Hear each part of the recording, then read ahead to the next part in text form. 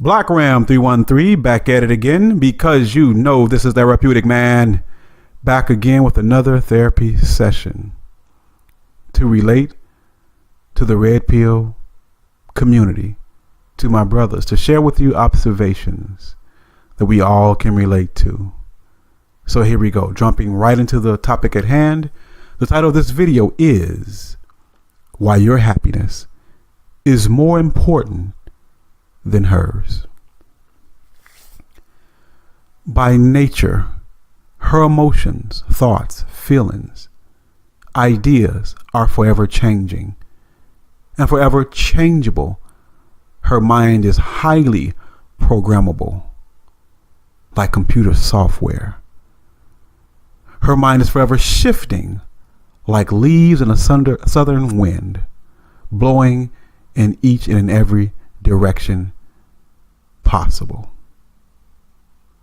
She is so fickle, flaky, and temperamental that she can never achieve contentment of any sort.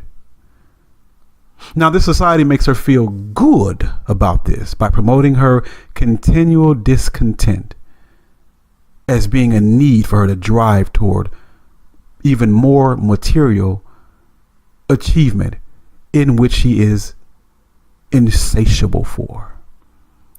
To get more shoes, the latest shoes, to keep up with trends, to buy the latest purse, the purse that has to match the shoes, the more expensive one, just so she can one up her friends, just so she can show on social media that her drive and her achievement is more substantial than that of her peers. Competition, outdoing someone. Now, this type of thinking, this type of materialism serves Western culture and the economy good. For it is this thinking deeply embedded in her. It is this discontent, this desire, this insatiable desire for more material things is the economic engine that America is indeed founded upon, and even benefits the whole world in means of production. The Chinese factories and the American stores. Without this, the West would not be the economic powerhouse and juggernaut that it now is. If you want to know the reason for a thing, it is said that you should follow the money. And the money is all in her hands. Promoted to achieve educational standards, to get the preferences in the jobs, so that she can do what she does better than any creature. Consume, consume, consume. Now, her happiness is only surface. Happiness based off the circumstantial. It is based upon appearances. It is based upon the validation of others. It is based upon the temporal. It is also based upon the physical. And as we know, she is purely a biological entity only, thus living only as a body devoid of a true soul. Now, many reject that idea that I just said and just stated. But proof of this, you don't need to look far. Proof of this is that on her own, she never ponders now about existence itself. She doesn't ask why things are the way they are. Where did the stars, the moon come from? What is this substance made of? Why do cell phones work? She can't tell you what a transistor is. She doesn't care how it works. She only cares that it does work. No true intrigue about the world around her, because for her, only the self is important and what the self receives. What is at her leisure. When was the last time you heard a woman say anything about a topic that didn't directly relate to her? Her only thought is about herself and how the world relates to her, how the world responds to her, how people see her. This is why she buys and reads so many self-help books. For she is the very essence now of self-centeredness. Nothing else is of any importance as an animal, and a very greedy one at that. Now, on the contrary, as an introspective man, you can understand, and only you can understand this. There's only an introspective man that can understand that true happiness and contentment is from the inside out. Thus, your happiness now is actually reasonable and very attainable. And you can enjoy it without depending completely on the external, on the temporal, and on the superficial. Her happiness is heavily dependent on the opposite, particularly the perceptions and thoughts of others.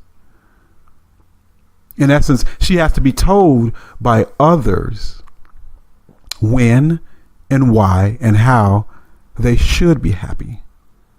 Always checking with the friends. Always checking the temperature of what's popular. Always looking for the trend. Always looking to fit in. Again, as a man, your contentment can be earned, thus greatly appreciated, and tends to be more over time substantial. Her happiness is something that she feels entitled to, thus has no lasting value. An example of this: after a long day's work, you can simply enjoy sitting on your porch, even your back porch that you built yourself, and enjoying the contentment that comes with being able to express yourself creatively by building a back porch, the deck. And after you finish your work, after your work is done, after you've built this porch,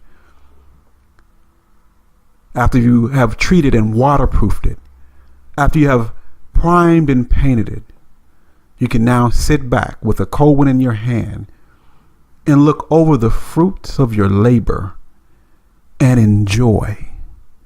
And then you can continue on for years to come, being content of what your hands have created yourself.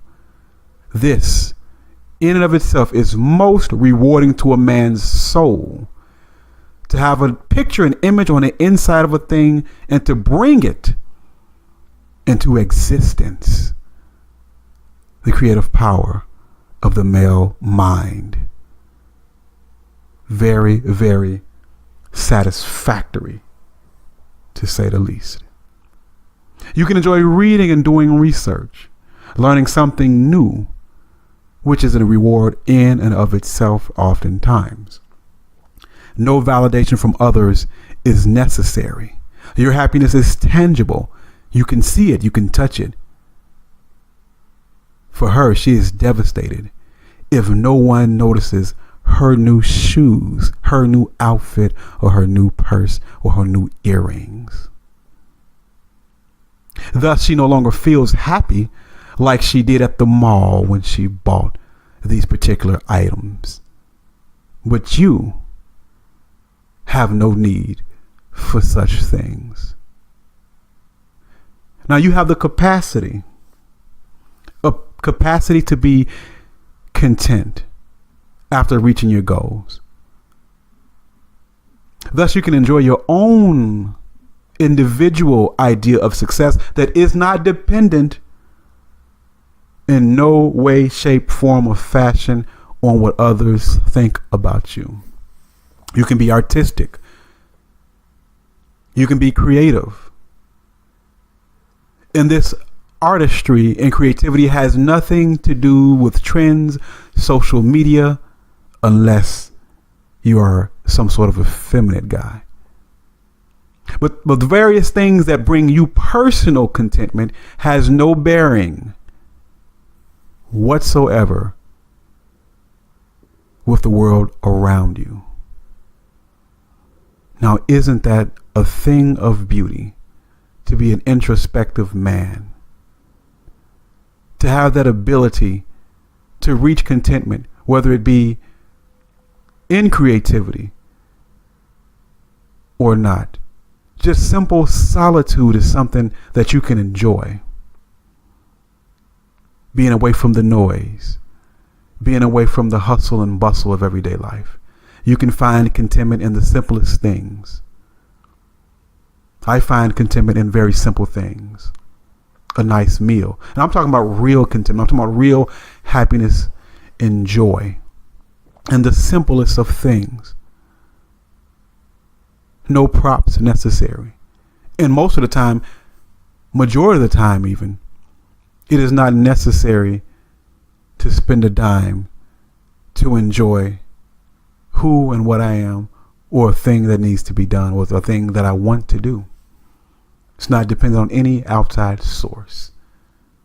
So be thankful that you have the mind, the heart, the will to enjoy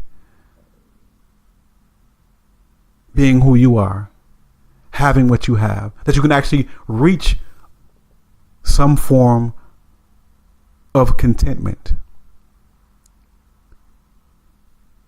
Because for her, for the others, she can never rest, never be satisfied, and never be content. Now, this is why your happiness is more important, because your happiness is more substantial and more concrete. You can't make those who are naturally unhappy and who will continue by their very nature to be very unhappy continually. And happiness only superficial and temporal. You cannot make those content in the long term. But you, my friend, your happiness is of much more importance, only because it's much more substantial, longer lasting, and most of all, important. Blackram313. Like the video, subscribe, hit the notification button, and if you'd like to donate, the PayPal description or link, will be in the description box. Drop me an email if you have donated at blackram313@gmail.com. Stay well and stay red pill. I'm out.